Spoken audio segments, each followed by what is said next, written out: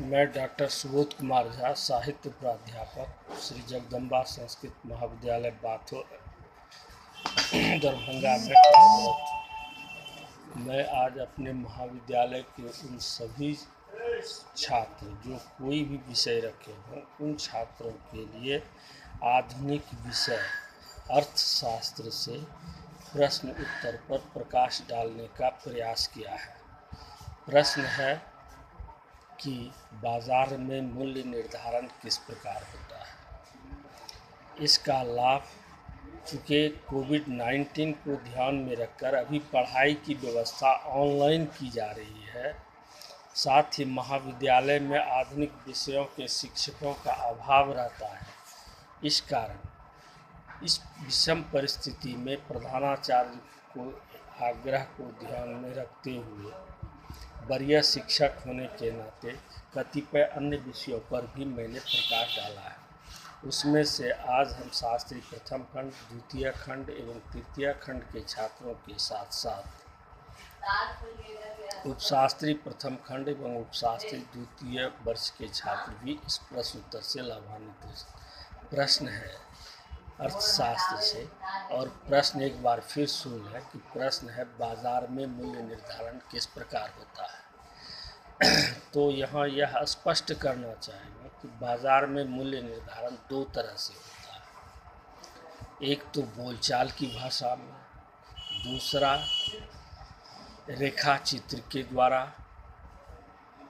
और जो इसमें मुख्य बिंदु है वो है आपूर्ति, मांगकर्ता। ये दो बिंदु अहम बिंदु हैं जिस पर मार्केट में मूल्य निर्धारण प्रभावित होता है। मार्शल ने इस विषय में एक परिभाषा दी है कि higher the price lower the demand and lower the price higher the demand. यदि कीमत अधिक होगा और तो मांग कम होगी, और पूर्ति अधिक होगा तो क्या होगा, वस्तु का मूल्य गिरेगा। और उसी प्रकार से लोअर द डिमांड, यदि कीमत कम है और तो मांग अधिक होगी, और उस स्थिति में यदि आपूर्ति उस अनुरूप नहीं होती है तो क्या होता है, प्राइस हाई होता है, मूल्य हाई हो।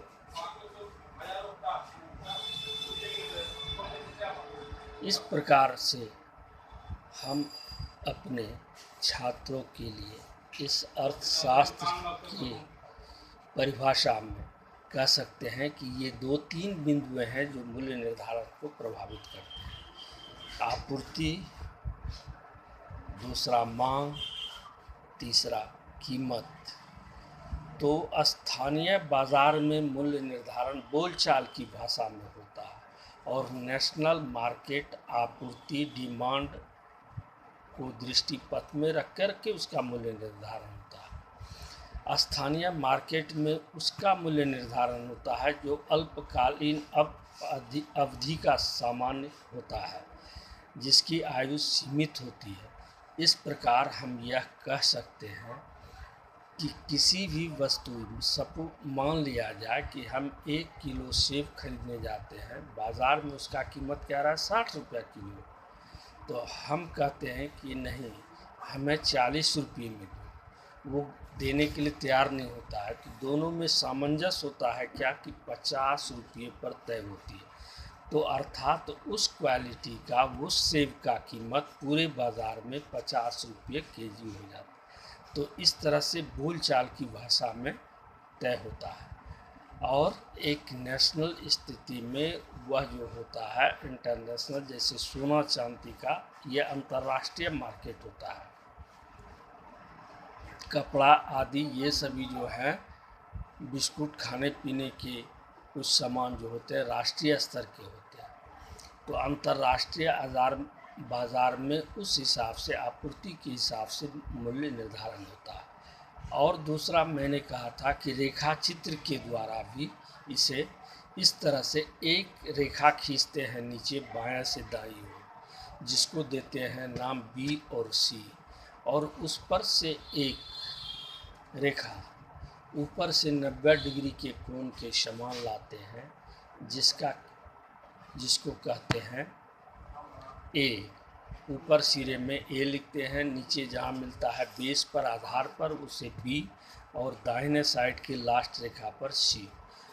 अब ए पर जो है वस्तु का कीमत दिखाया गया है और बी सी पर खरीदार रहता है कि कितना है।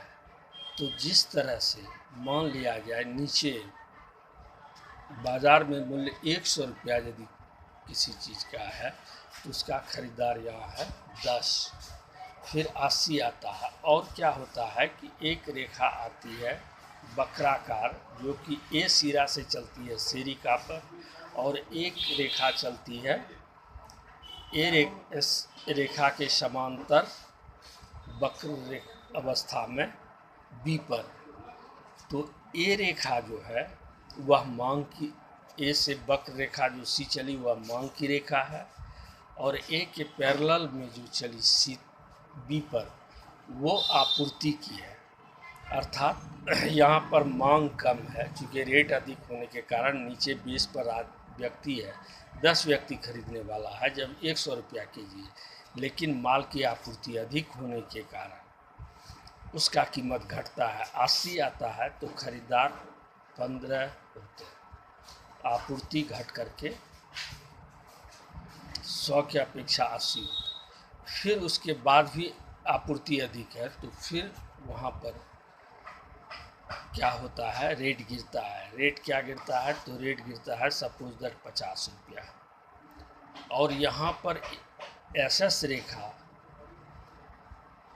सप्लाई की रेखा और डीडी की रेखा, डिमांड की रेखा जो है दोनों को एक दूसरे जगह काटती है 50 के सामने। तो 50 के सामने जो काटती है तो यहाँ खरीदार है 80, यानी जितनी सप्लाई है जितनी मात्रा में उतना मांग है और उतना खरीदार है। और मूल्य हुआ क्या, तो 50 रुपये केजी प्रति किलो। इस प्रकार रेखा चित्र के द्वारा, यूँ तो हमने एक्सप्लेन कर दिया, लेकिन इसका बायोडाटा बना करके हम वीडियो पर, कल के वीडियो पर इसे हम डालेंगे, जिससे छात्र देख करके इस चीज़ को साथ ही साथ वीडियो सुनेंगे तो इसका प्रभाव भी समझ में आ जाएगा। तो इस प्रकार मार्शल का यही पर नियम मिलता है। क्या मिलता है, higher the price lower the demand and lower the price higher the demand.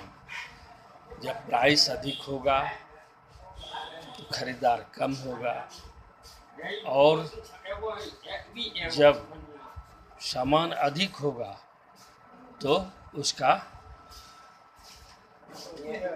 मांग कम रहने पर सामान अधिक होगा तो कीमत गिरेगा। इसीलिए कहते हैं हायर द प्राइस। अगर प्राइस कीमत अधिक है तो मांग कम होगी, और lower the price higher the demand. अगर प्राइस कम है तो डिमांड बढ़ेगा।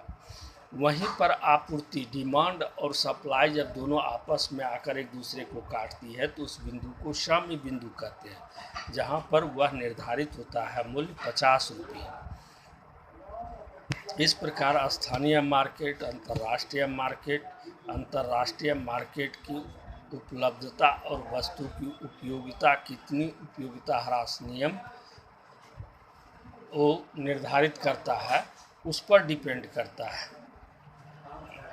इस स्थिति में यह विशेष रूप से ध्यान देने योग्य है कि इसका यह निर्धारित होता है। इसका अगले विशेष रूप में अगले दिन हम डालेंगे।